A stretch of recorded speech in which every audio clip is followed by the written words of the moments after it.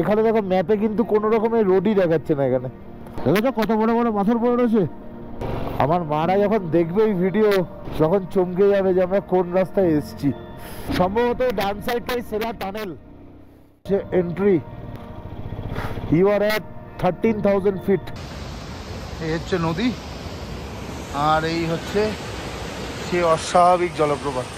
Just দেখো কি beautiful. এই হচ্ছে জাং waterfall. So good morning everyone, কেমন আছো তোমরা সবাই? আশা করি সবাই ভালো আছো, আমরাও সবাই খুব ভালো আছি। আজকে আমাদের ট্রিপের 7th ডে আর আজকে আমরা তাওয়াং থেকে যেতে চলেছি বমডিলা। এখানকার টেম্পারেচার অ্যাপ্রক্সিমেটলি 15 ডিগ্রি সেলসিয়াস। রাতের দিকে কিন্তু 3-4-এ নেমে গেছিলো। ব্রেকফাস্টে এসছে ডিম টোস্ট, কফি, চা। তো তাড়াতাড়ি খেয়ে নিই, তারপরে আস্তে আস্তে রেডি হব। আজকে খুব তাড়াহুড়োর ব্যাপার নেই। আজকে মোটামুটি 180-190 কিলোমিটারের জার্নি আছে, তবে নিচের দিকে 6 থেকে 7 ঘন্টা টাইম লাগবে। আর সবথেকে ইম্পর্টেন্ট ব্যাপার হচ্ছে আজকে কিন্তু আমরা সেলা পাস হয়ে যাব না, আমরা আজকে সেলা টানেল হয়ে যাব। সেলা পাসের ভিডিওগুলো দেখেছো তো?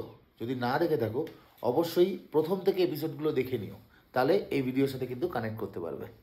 তো চলো আর কথা না বাড়িয়ে তাড়াতাড়ি খেয়ে নিই, তারপর দেখা হচ্ছে মোটর ব্লগিং সেটআপে। কালকের ওয়েদার আর আজকের ওয়েদারের মধ্যে কত পার্থক্য! পুরো মেঘে ঢেকে গেছে। তো বন্ধুরা, আমাদের জার্নি স্টার্ট হতে চললো আর জার্নির শুরুতেই বৃষ্টি এসে গেছে, ঝিরিঝিরি পড়ছে। তো বন্ধুরা, আমরা বেরিয়ে পড়েছি বমডিলার উদ্দেশ্যে। তার আগে আমরা যাব হচ্ছে জাং ওয়াটারফলস, যেটা দূরত্ব হচ্ছে এখান থেকে 27 কিলোমিটার, সময় লাগবে 53 মিনিট। টায়ারে পাম্প না দিলে আমার এগোনোটা একটু কঠিন।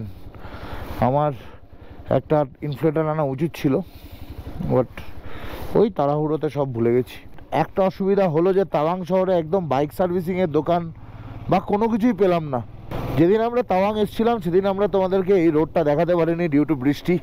আজও মনে হচ্ছে অনেকটা পথ আমরা দেখাতে পারবো না, কারণ শুনলাম নিচে নাকি বৃষ্টি হচ্ছে। তো যতক্ষণ বৃষ্টি নেই ততক্ষণ আমি মোটর ব্লগিং করবো, তারপরে খুলে রেখে দেবো। এই জায়গাটা দেখো, লম্বা লম্বা গাছ, মাঝখান দিয়ে সুন্দর টারম্যাক রোড, মাঝখানে কুয়াশা, মেঘ ঢুকে রয়েছে, দারুণ লাগছে। এটা পাম্পের দোকান আছে। ইয়েস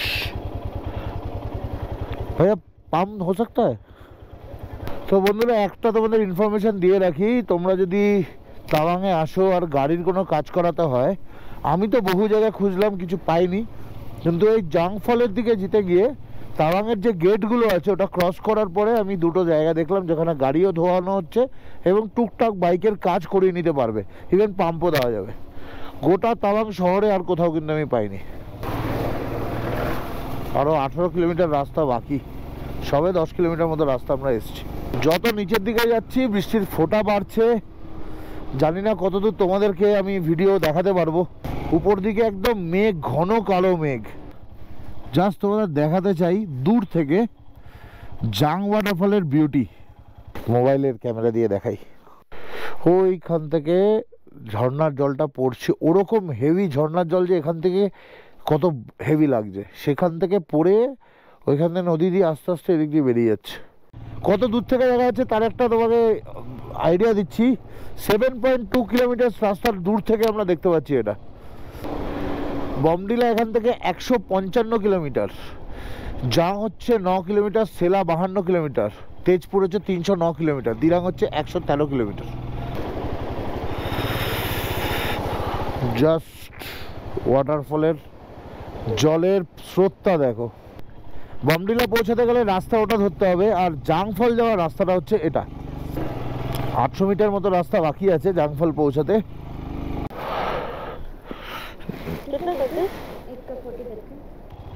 ভাই সাহেব কি দেখছি, উফ কি দুর্ধর্ষ, ওরে লাভলি, উফ।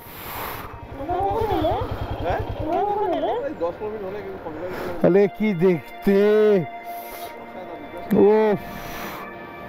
শুধু বন্ধুরা দেখো এই ঝর্ণাটা কিরকম বিউটিফুল। এই হচ্ছে জাং ওয়াটারফল।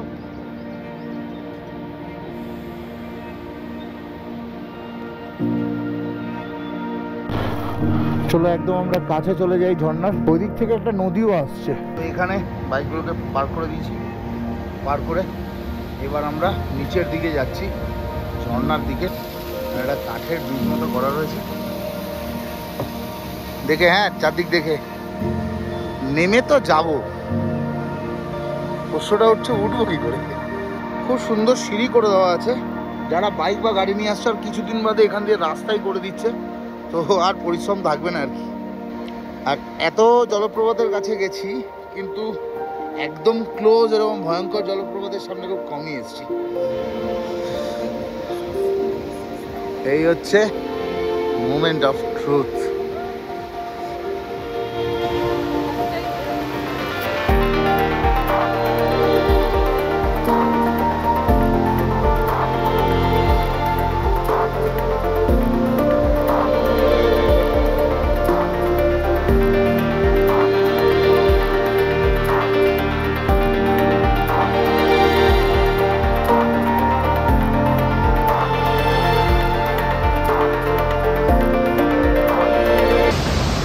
এই হচ্ছে নদী আর এই হচ্ছে সে অস্বাভাবিক জলপ্রপাত।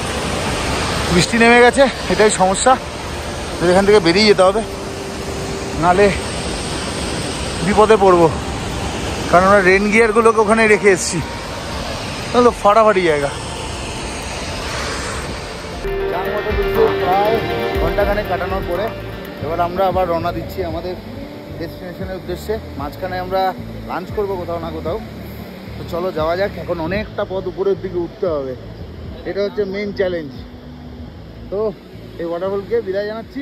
132টা সিঁড়ি ক্লাইম্ব করার পরে বডি একদম হিট হয়ে গেছে, তার মধ্যে inner liner, winter liner, jackets, একটা ট্রাউজারও পরেছি, তো সব মিলিয়ে গরম লাগছে ভালোই। তাবাং থেকে এদিক দিয়ে এসেছিলাম, এবার এদিক দিয়ে বেরিয়ে যাব। 3 ঘন্টা 57 মিনিট লাগবে বলছে, 137 কিলোমিটার আরও যেতে হবে। আচ্ছা, এখান থেকে উঠতেই এখানে একখানা পেট্রোল পাম্প রয়েছে, তোমরা এখানে তেল ভরিয়ে নিতে পারো। এখানে একটা হিন্দু হোটেল আছে। তুমি লাঞ্চ আমি অন্য জায়গায় করবো, আমি সামনে এগিয়ে যাব, গিয়ে করব। চলো এগোলাম। আমাদের পৌঁছাতে পৌঁছাতে এখানে দেখাচ্ছে 7টা বেজে 8 মিনিট হবে। আমি ধরে নিলাম এর সাথে আরও 1-1.5 ঘন্টা লাগবে। এই দেখো নর্থ ইস্ট ধাবা, এখানে খেয়ে নিতে পারি কিন্তু। জাং ফলস থেকে 1-2 কিলোমিটার উপরে সেই এই যে সেলা পাস বা সেলা টানেলের যে টার্নিংটা আছে, ঠিক তার সামনে একটা হোটেলে এসে আমরা খাবার অর্ডার করেছি। আজকের লাঞ্চ কি ম্যাডাম, পাহাড়ে এসছেন আর থুপ্পা খাবেন না, এটা তো হয় না। যখন রোদ থাকে তখন পাহাড়ের সৌন্দর্যটা আবার অন্যরকম হয়ে যায়। দেখো যেখানে যেখানে ডার্ক গ্রিন, আবার ডিপ গ্রিন, লাইট গ্রিন। আমরা যেই ধাবাটায় খেলাম এটার নাম হচ্ছে নর্থ ইস্ট ধাবা, একদম এই মাইল ফলকের সামনে। দারুণ খাবার দাবার, থুপ্পা খেলাম, হেভি খেতে, ওদের সার্ভিসও ভালো আর প্রচুর লোক খাচ্ছে। তো আমাদের খাওয়া দাওয়া কমপ্লিট, এবার আমরা আবার রওনা দিয়ে দিলাম। সামনের আকাশটা কি ভয়ঙ্কর লাগছে দেখো, পুরো মেঘ, মনে হচ্ছে না এক্ষুনি ওখানে ঝুমঝুমিয়ে বৃষ্টি আসবে। দারুণ লাগছে। এবার রোডটা বড় হয়ে গেছে, চওড়া হয়ে গেছে, সবথেকে বড় কথা খাওয়া দাওয়া হয়ে গেছে, তাই জন্য এনার্জিটা প্রচুর। এতদিন প্রচণ্ড ঠান্ডা, এত ঠান্ডা যে আঙুলে ফ্রস্ট বাইট হওয়ার মতো অবস্থা হয়েছে, আর এখন গরমে ঘামছি। আর কলকাতায় গিয়ে সেদ্ধ হয়ে যাবো, পকেটে 2টো ডিম রাখলে সেদ্ধ হয়ে যাবে। কর্নারে এত সুন্দর একটা স্তূপা, আর উল্টো দিকে অত সুন্দর ভ্যালি, আর এই চারদিকে শুধু ফ্ল্যাগস আর ফ্ল্যাগস।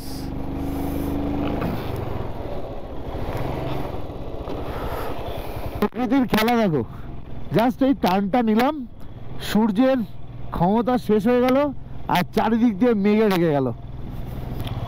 কি হলো? হ্যাঁ, কোথায়? আচ্ছা সাবধানে চলো, সাবধানে চলো। আমি এগোলাম। সামনের ওয়েদারটা দেখো, ওরে সাবাস, প্রায় মেঘ আমাদের ছুঁয়েই গেছে, আরেকটা টার্ন গেলেই মেঘ আমাদের ছুঁয়ে নেবে। দেখতে দেখতে আমরা মেঘের মধ্যে ঢুকে গেলাম। अब आएगा असली मजा।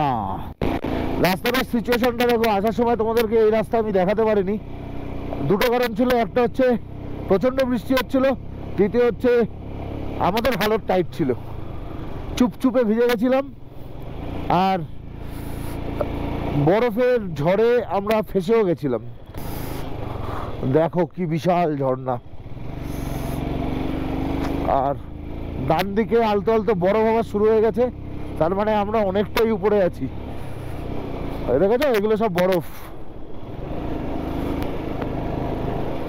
আমাদের বমডিলা পৌঁছাতে এখনো 113 কিলোমিটার যেতে হবে, আর সময় লাগবে 3 ঘন্টা 12 মিনিট। তোমাদেরকে এই জায়গাটা দেখাচ্ছি এই কারণে যে আমরা আসার সময় এই ভয়ঙ্কর জায়গাটা দেখে না, জল পড়ছে না এখান দিয়ে, এই ভয়ঙ্কর জায়গাটা দিয়ে আমরা এসেছিলাম, তখন হচ্ছিল ভয়ঙ্কর বৃষ্টি, আর এই রাস্তাটার পুরো মানে চাল চরিত্র আলাদা ছিল তখন।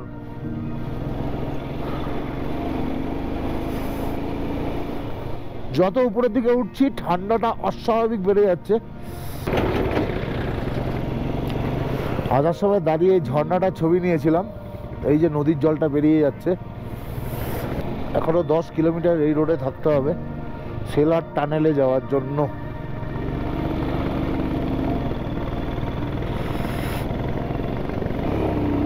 ফার্স্ট গিয়ার ছাড়া অপশন নেই, ফার্স্ট গিয়ার ছাড়া অপশন নেই। সেকেন্ড গিয়ারে গেলে গাড়ি ঢুকছে।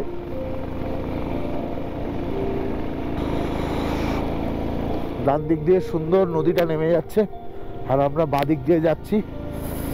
ও, তোমাদেরকে আগের দিন এই বিউটিটা দেখাতে পারিনি।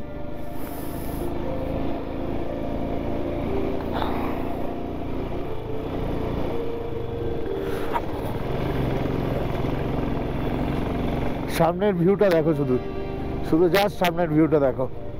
সেই উপর থেকে আমরা নেমেছিলাম সেলা টানেল, সেলা পাস হয়ে। সামনের এই বাইকারটাকে হ্যাটস অফ ভাই, এইখানে R15 নিয়ে রাইড করা মুখের কথা নয়। এই কোমরে যে চাপ পড়ে,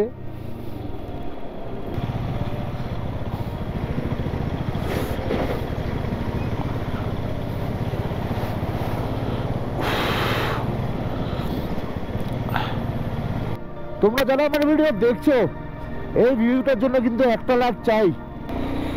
সম্ভবত ডান সাইডটাই সেলা টানেল। ওফ কি জায়গা! সেলা পাস হচ্ছে একদম সিধা চলে যেতে হবে।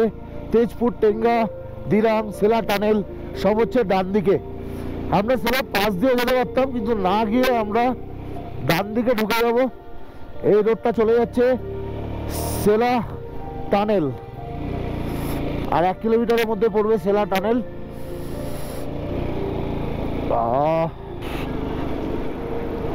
হালকা হালকা স্নোফল হচ্ছে, হয়তো ক্যামেরায় ধরা পড়বে না, একদম লাইট লাইট স্নোফল হচ্ছে।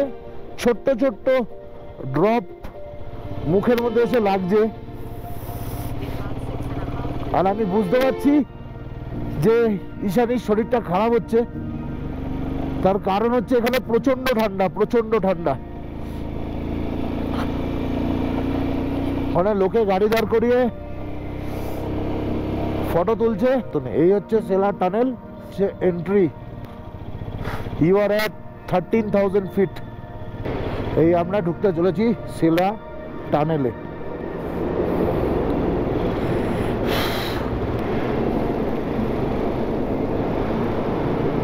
একদম আলো নেই, টানেল পুরো অন্ধকার।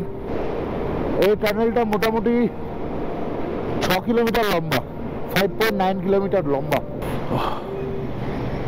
প্রচন্ড ঠান্ডা, প্রচন্ড। ওরে বাবা রে,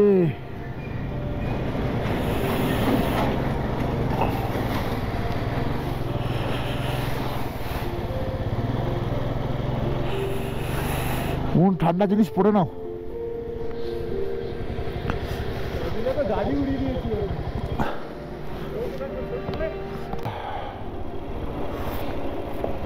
অরুণাচল প্রাইড অফ ইন্ডিয়া। তো সেলা টানেলটা ক্রস করার পরে ফট করে দেখলাম যে প্রচন্ডভাবে মেঘ হয়ে গেছে, বাট এখন মেঘটা কেটেছে। এখানে দেখো ম্যাপে কিন্তু কোনো রকমের রোডই দেখাচ্ছে না এখানে, যদিও রাস্তা বোঝাই যাচ্ছে। শুধু দেখো রাস্তাটা কি ডেঞ্জারাস। আমার মারা যখন দেখবে এই ভিডিও তখন চমকে যাবে যে আমরা কোন রাস্তায় এসছি।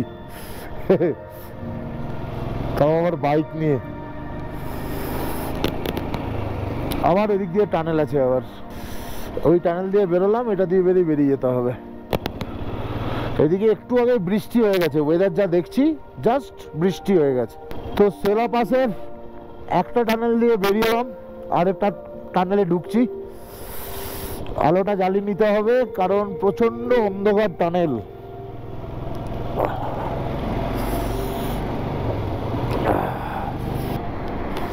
কি ঘুটঘুটে অন্ধকার, জাস্ট তোমরা দেখো কিরকম ঘুটঘুটে অন্ধকার, দেখো জাস্ট দেখো। এই ঘুটঘুটে অন্ধকার টানেলের মধ্যে একটু আলো দেওয়া উচিত। যেই টানেলটা ক্রস করলাম আবার আমরা ম্যাপের মধ্যে চলে এসেছি। রাস্তা ভালো, but totally no man's land. টিমে যাওয়াটা বেস্ট। নিচের দিকে নামলে হয়তো একটু ঠান্ডাটা কমবে। Border road organisation, thank you, visit again. অবশ্যই যদি আবার সম্ভব হয় আবার আসবো।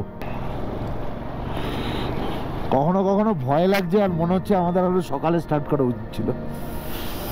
এরকম শুনশান রাস্তা, বিকালবেলা সন্ধ্যে 4:30 পার হয়ে গেছে, আর তারপরে অরুণাচল প্রদেশে খুব সবার আগে অস্ত যায়। তো সব মিলিয়ে একটু ভিতরে তো ভয় লাগেই। দেখো ছোট ছোট পাথর পড়ে রয়েছে, একদম ঘন অন্ধকার। এদিকে চারদিকে দেখো বরফ রয়েছে। আবার হাতগুলো যেন শুন হয়ে যাচ্ছে। আমি চেষ্টা করছি তো রাস্তার মাঝখান দিয়ে যেতে, যাতে কোনো রকম বিপদে না পড়ি আর কি। মেঘটা কাটছে, মেঘগুলো উপরের দিকে চলে যাচ্ছে। জাস্ট কিছুক্ষণ আগেই এখানে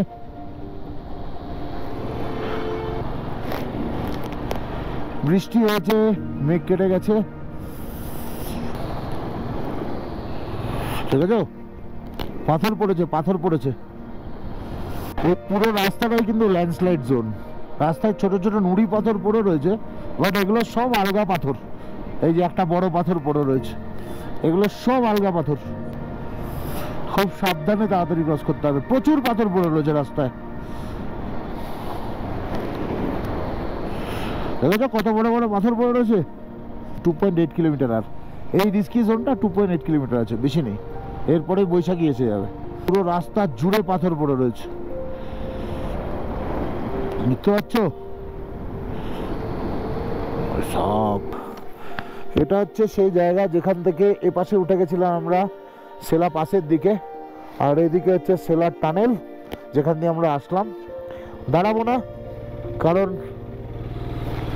এই জায়গায় এখনো কোনো রকম ভাবেই সিকিউর জায়গায় আমরা পৌঁছাইনি। তো আমরা যতটা পারবো নিচের দিকে নামবো।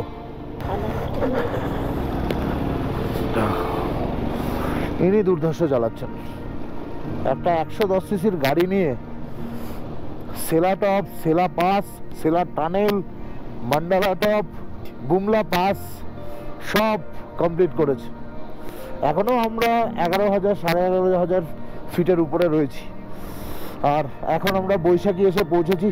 এখনো আমাদের হোটেল পৌঁছাতে আরো 2 ঘন্টা 20 মিনিট সময় লাগবে, মানে বমডিলা পৌঁছাতে। আর সেখানে পৌঁছে আমাদেরকে খুঁজতে হবে আমাদের যে হোটেলটা বুকিং হচ্ছে সেটা। আমরা আবার বৈশাখী এসে গেছি। বৈশাখী পয়েন্ট পুরো বন্ধ, এখন কেউ নেই, এখন কেউ নেই, পুরো বন্ধ। এখন বাজে 5:15, আর আমরা এখনো 80 কিলোমিটার পিছনে রয়েছি বমডিলা থেকে। এরা কি করে যে এই সময় এত উঁচুতে উঠছে ভগবানই জানে। এত রাত্রেবেলায় রোড কিন্তু কখনোই ভালো নয়। এদিকে আকাশটা পরিষ্কার হচ্ছে, আশা করি আমাদের পৌঁছাতে পৌঁছাতে কিছুটা পরিষ্কার রাস্তা পাবো, পরিষ্কার আকাশ পাবো। সূর্য অস্ত যাওয়ার পরের এই সামান্য যেটুকুনি আলো রয়েছে, সে আলোতে যে ভিউ পাচ্ছি সেটাই তোমাদের দেখাচ্ছি। 73 কিলোমিটার, গুয়াহাটি হচ্ছে 408 কিলোমিটার, মাঝখানে আর কিছু দেখলামই না। আমরা এখনো বমডিলা থেকে প্রায় 65 কিলোমিটার দূরে রয়েছি, আর অন্ধকার প্রায় নেমে এসছে। তো তোমরা রাস্তাটা ফিল করো, চারদিকে লম্বা লম্বা গাছ, অন্ধকার রোড, আর আমরা চলেছি সামনের দিকে। কিন্তু রাস্তাঘাট খুব ভালো, রাস্তাঘাট ভালো বলেই হয়তো আমাদের এই জার্নিটা অনেক ইজি হয়ে গেল। অরুণাচল সত্যি রাস্তাঘাটের বিশাল ইমপ্রুভমেন্ট করেছে, বিশাল। যত অন্ধকার নেমে আসবে দেখতে পাবে আমাদের গলার ভয়েস ডাউন হয়ে গেছে। আমরা টেনশন আলতো যখনই গলার ভয়েস ডাউন তখনই বুঝে যাবে যে আলতো করে আমাদের টেনশন নামা শুরু হয়ে গেছে। কারণ রাত্রেবেলা 65 কিলোমিটার চালানো মুখের কথা নয়। তোমরা চিন্তা করে দেখো, শিলিগুড়ি থেকে লোকে 110 কিলোমিটার চালায় হচ্ছে দার্জিলিং, তাতে 5 থেকে 6 ঘন্টা সময় নেয়। আর সেখানে আমরা ফিরবো হচ্ছে 65 কিলোমিটার বমডিলা যেতে। আমাদের এখানে দেখাচ্ছে 1 ঘন্টা 47 মিনিট লাগবে যদি একটা না যাই। তো এখান থেকে 52 কিলোমিটার হচ্ছে বমডিলা, ভালুকপং 153, তেজপুর হচ্ছে 211 কিলোমিটার। আমরা মোটামুটি দিরাং ঢুকে গেছি। এখনও আমাদের ডিস্টেন্স 51 কিলোমিটার ডিস্টেন্স পার করতে হবে, তাতে সময় লাগবে 1 ঘন্টা 27 মিনিট। সম্ভবত আমরা কেউ আর কোথাও দাঁড়াবো না। এখন 6টা 20, আর আমরা সবে দিরাঙে এসে পৌঁছেছি।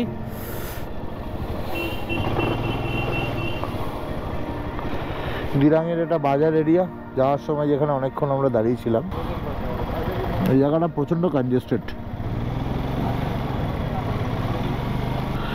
আমরা সবে দিরাঙে এসে পৌঁছালাম। এই ছিল আমাদের হোটেল নটবোলিং, যেটাতে আমরা ছিলাম। বাজে লেভেলে জ্যাম লেগে গেছে দিরাঙের ঠিক গেটের সামনেই। জাস্ট ওখানে একখানা গাড়ি এমন বাজেভাবে পার্ক করে দিয়েছিল, যার জন্যই সব কন্ডিশনটা খারাপ হয়েছে।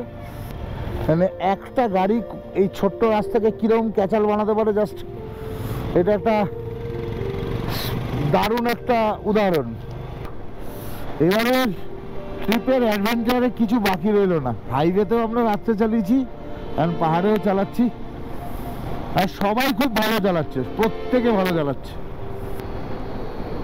গুয়াহাটি এখনো 365 কিলোমিটার, আর বমডিলা হচ্ছে 30 কিলোমিটার, ভালুকপং হচ্ছে 131 কিলোমিটার। তো বন্ধুরা, আশা করি তোমরা আমার পুরো সিরিজটা দেখছো। তো তোমরা কিন্তু কমেন্ট বক্সে জানিও কেমন লাগলো। মানে এইবারের সিরিজে অনেক মশলা আছে। প্রথম কথা তো এতগুলো হাউস পাস, দ্বিতীয় কথা হচ্ছে বৈদিকের সাথে রাইড। তো তোমরা কিন্তু প্লিজ প্লিজ প্লিজ ভিডিওগুলো লাইক করো, শেয়ার করো।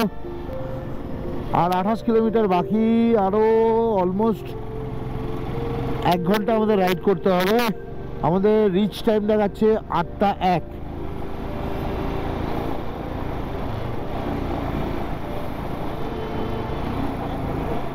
না, তো রাত 8টার সময় আমরা সেপাল ইয়ংজম হোটেলে এসে পৌঁছেছি বমডিলাতে।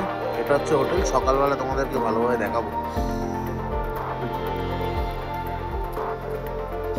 বমডিলাতে আছে আমাদের ডিনার হচ্ছে এগ ফ্রাইড রাইস আছে, এগ ফ্রাইড রাইস আর চিলি চিকেন। গরম গরম ফ্রাইড রাইস খাই, ঠিকই মুখটা।